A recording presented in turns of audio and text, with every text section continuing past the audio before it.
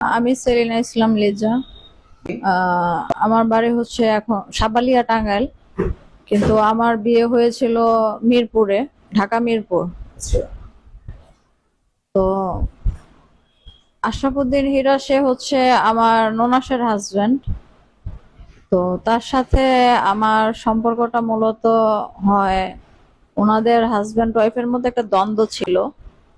সে দ্বন্দ্বের থেকে সেটা মিটাতে গিয়ে ধীরে ধীরে তার প্রতি সে আমাকে আসক্ত করে ফেলে, এবং তার ওয়াইফও আমাকে ফোন দিয়ে দিয়ে নিয়ে নিয়ে আশরাফুদ্দিনের রুমে পাঠাতো, তাকে খাওয়ানোর জন্য, গোসল করানোর জন্য, ওঠানোর জন্য। তো একটা পর্যায়ে সে আমার কাছে বলে যে আমার জীবনটা বাঁচাতে পারলে তো তুমি বাঁচাইতে পারো।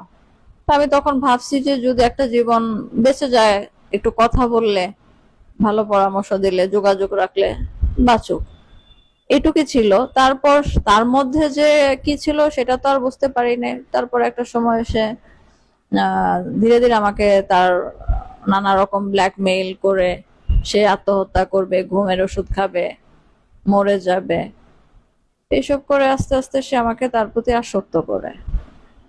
আমি তাকে বারবার বারবার তাকে আমি ত্যাগ করি, এই সম্পর্ক ত্যাগ করি। সে একটা সময়ে 12টা কোরআন শরীফ ছুঁয়ে ওয়াদা করে আমার কাছে, বলে আমাকে বিয়ে করবে, আমাকে নিয়ে নতুন ভাবে বাঁচতে চায়, বলে আমার জীবনটা বাঁচাও, নতুন ভাবে আমি বাঁচতে চাই, আমরা নতুন ভাবে সংসার করব।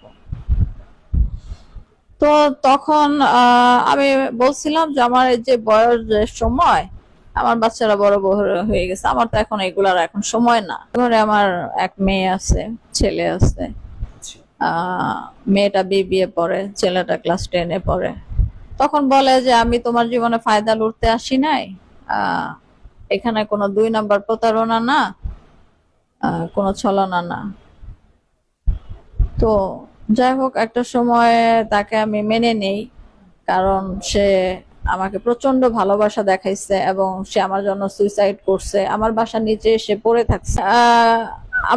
সুইসাইড, সে সবসময় আমাকে ওনাকে শেষ করে দিবে, আত্মহত্যা করবে, ঘুমের ওষুধ খেয়ে মরে যাচ্ছে, ফাঁস নিচ্ছে, এগুলার সব রকমই ডকুমেন্টস আছে আমার কাছে। সেগুলো আমাকে প্রতিনিয়ত সবসময় মানসিক টর্চারিং করতো, তার প্রতি দুর্বল করার জন্য, আমাকে ধরে রাখার জন্য, যেন আমি যেন তাকে ধরে রাখি, ছেড়ে না যাই, সেই জন্য শুরু থেকে এগুলা করতো।